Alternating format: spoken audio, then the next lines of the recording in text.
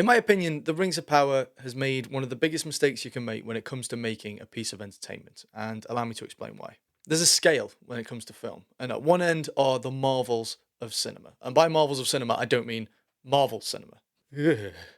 At least not anymore. I mean the once-in-a-lifetime productions, the pinnacle of creativity, the Mount Rushmore of entertainment. And at the opposite end of the scale, you have the films that are so disastrous and disjointed, you wouldn't be able to recreate them even if you tried.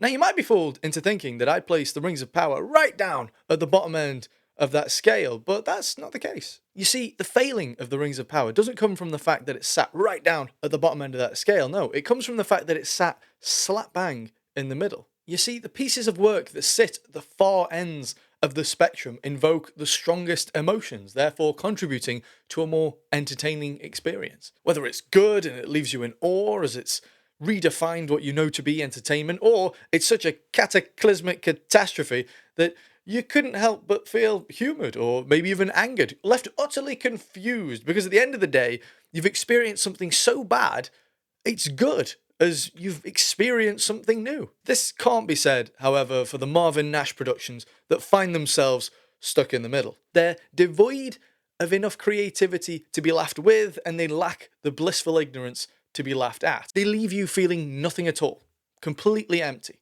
And this is the failure itself of both art and entertainment alike. And the fact they've been able to create something so lifeless is made even worse when you consider the fact they started with arguably some of the best DNA they possibly could have, that being the writings of Professor Tolkien. There's nothing more disappointing than wasted potential, the thought of what could have been. And believe me, I know what I'm talking about. All these years later, I'm still talking to a camera, sat in my bedroom, inside my parents' house, so believe me, I'm all too familiar with the idea of wasted potential and the thought of being a complete failure. But enough about me, let's talk about you. I'm joking, of course, we're not that bored just yet, but now let's break down episode 1 in a bit more detail, shall we? And starting with the main character, Galadriel, and if Galadriel is the backbone of this show, then The Rings of Power is riddled with severe scoliosis. I found it to be utterly unlikable and hands down the worst aspect of the first episode. And it starts the same way any mediocre isekai would, and would you know, she's being bullied as a child, but these other kids seem to have forgotten the fact that there's a tempest within her, and just as she's about to deal out a strong, independent, elven ass-whooping, here comes Finrod. Now, I've heard a lot of people mentioning Finrod's little allegory for the ship and the stone, and I get it now. What is this man talking about? The stone sinks because it looks down and the ship floats because it looks up. I guess they don't learn the basic laws of buoyancy until the third age, I assume. And then at the end of this little spiel, Finrod tells Galadriel that he's not always going to be around to tell her these things, and by God, isn't this a tasty bit of foreshadowing? I can't possibly imagine what's going to happen next. And for the love of God, will someone tell the cameraman whenever he's filming the trees of Valinor, just turn the exposure down slightly. Expose for the background, because I can't see a good goddamn thing. It just looks like an ethereal piece of broccoli. At least just put an ND filter on it. Now, I've already voiced my grievances with the battle scene with Finrod in one of my previous videos. But, come on. Is this a battle scene, or is this another orgy scene from The Matrix? Now hold on to your genitals, folks, because I'm about to surprise you with the most surprising thing you've ever been surprised with. Finrod dies. I know, who saw that coming? But don't worry, because Mr. Felagund didn't die in a cool way, like, I don't know, punching a werewolf to death. No, he died off screen, and as a result of Sauron, because I don't actually know why. And he's been left with the mark of Sauron. Oh my God, is that a Zonai swirl? And now I've seen the full scene where Galadriel takes up Finrod's dagger, I can say that the makeup really does bother me. It does pull me out of the world. It does somewhat spoil the immersion. She's got a blatant full face of makeup, and she is supposed to be this immortal, ethereal being. She's the Lady of Light, and it just looks like she's trying to promote a mate's page who's an MUA on Instagram. And now the ice climbing scene, and Galadriel has left everyone far behind because she's so strong and independent, and then moments later literally chooses to leave someone behind, then has to get called out for it by her own party, and then when she's called out, does a complete 180 and then decides to cloak the person she was just ready to leave behind in the frozen tundra. And please, can someone tell me how not one of the people in this party saw this ginormous 600-foot structure any sooner? They were right outside. It took them that long, and then they were just like, there it is.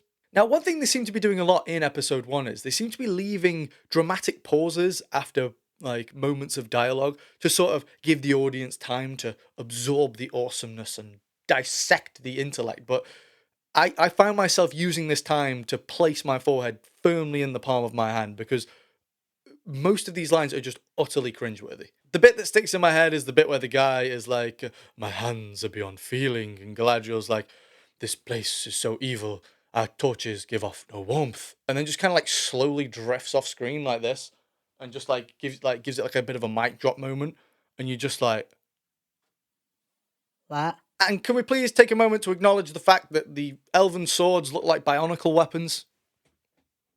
Is it just me? Now, I'm not sure if it's because I don't like this rendition of Galadriel, but the scene where she boldly and controversially takes down a troll single-handedly because her party are just useless, I guess. But the scene where Throndir puts down his sword just so Galadriel can use it as like a springboard to attack the troll. I know this is supposed to be like a epic moment, like, akin to, when Legolas is like shield surfing down the stairs and he's just like, pat, pat, pat, pat, pat. That was awesome. This, once again, it might just be my dislike of the character, but I found my forehead placed firmly within my palm for the millionth time this episode. And then Galadriel's superfluous band of merry men have a change of heart and decide to backdoor Boogie because even the people within the show don't like this Galadriel. Honestly, if I had $1 for every time they cut to Galadriel staring intensely at something and just holding it on that shot, I would have enough money to recast the whole first season.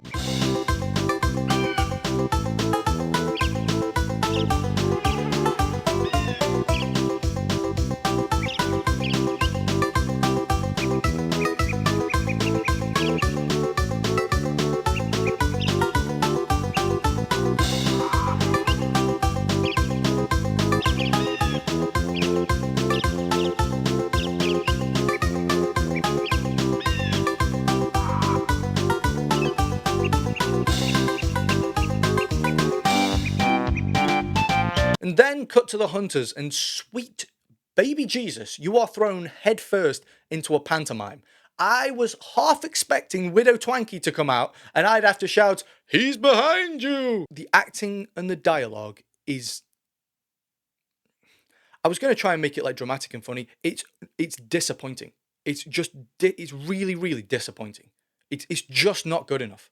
For this IP and for this much money spent under the guide of Amazon, it's just not good enough. And never mind the bollocks, because here comes the Harfoots, and I absolutely hate them. Like, I genuinely really did not like any scenes with the Harfoots. Get these grubby little gremlins off my screen. Is there no running water anywhere near these people?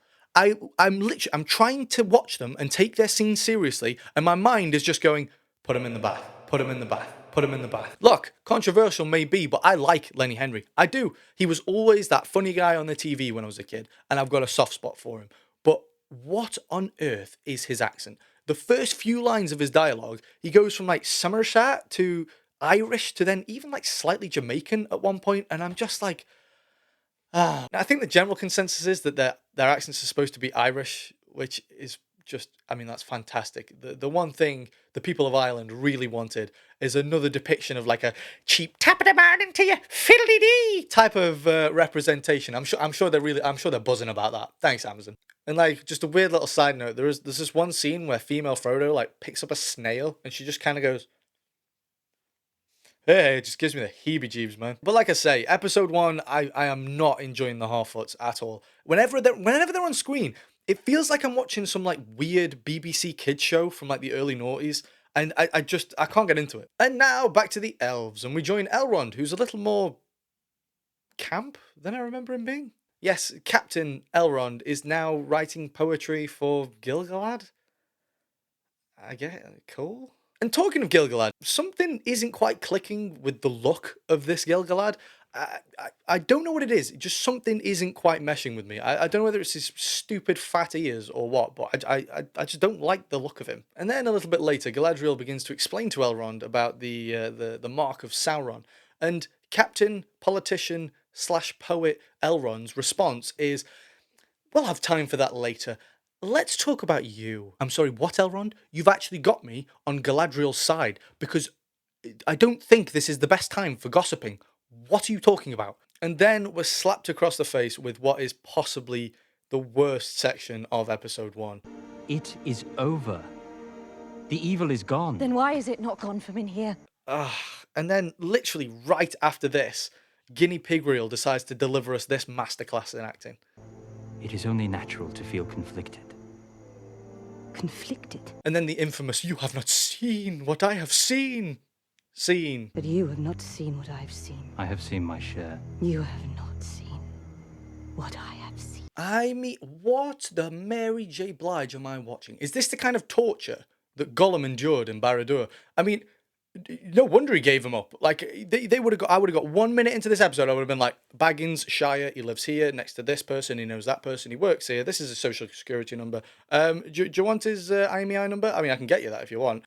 Like I've mentioned previously, maybe I just have like a disdain towards Motherheath Clark, because I just can't stand her dialogue. Like, I like the other night, I just finished rewatching the extended cut of The Fellowship, and Cate Blanchett is so goddamn good in that film. She has such gravitas. She has such presence, but she's so gentle. She has she's very beautiful, but she's terrifying at the same time. She commands such respect on screen. And I'm sorry, but Motherheath just doesn't pull any of these things off. And yeah, okay, maybe it's unfair to compare Motherheath Clark with Cate Blanchett. I mean, obviously Cate Blanchett was so much, she was much more of an experienced actor. She was older, she had more experience. Oh wait, no, they were literally the exact same ages while both playing Galadriel. They were both 32, 33 when playing the role. So I don't know. I think it is a fair comparison, and she just lacks all gravitas that is required for Galadriel. Now let me be frank for a moment. There's a lot of things that bother me about this show. The Puerto Rican elf isn't one of them at all. I'm just one of these people. I'm not bothered about race swaps necessarily. I get the argument. Don't get me wrong. I get the argument. Elves were originally born under starlight. They wouldn't have developed the melanin. It's not accurate. I get that. It doesn't pull me out of the world though. That doesn't bother me too much. Crucify me all you want. But I tell you what does, and it's the short hair. Elves with short hair really does detract from the look of elves, in my opinion, or what I know to be elves. Because at least, because I'm mainly basing what I think elves look like off the Peter Jackson trilogy. And the short hair really, really does bother me. Like, particularly Celebrimbor and Elrond. I don't like looking at them. Their haircuts are just annoying as hell. And I was watching the first episode with one of my friends, and they've seen Lord of the Rings, but they don't know a whole lot about it. And I had to actually explain to them that they were elves. And they were like, oh, I didn't even realize, I thought they were the Harfoots. And I'm like, and as always, a big shout out to the patrons. That's Steve DeGoat, Abe Froman, Sammy Moraine, Brennis, Damon Spike, Chloe Bond, Lord Claret, Pozobon, Brett Leafers, and Kuno Sacco. I really, really do appreciate your help behind the scenes, guys. I hope you all take care. And that's about it for episode 1. Let me know down in the comments what you thought of episode 1. And make sure you subscribe so you can join me for my breakdown of episode 2 coming real soon. But until then, make sure you take care of yourselves, guys, and I'll see you real soon. Leave a like on the video. Help your boy out.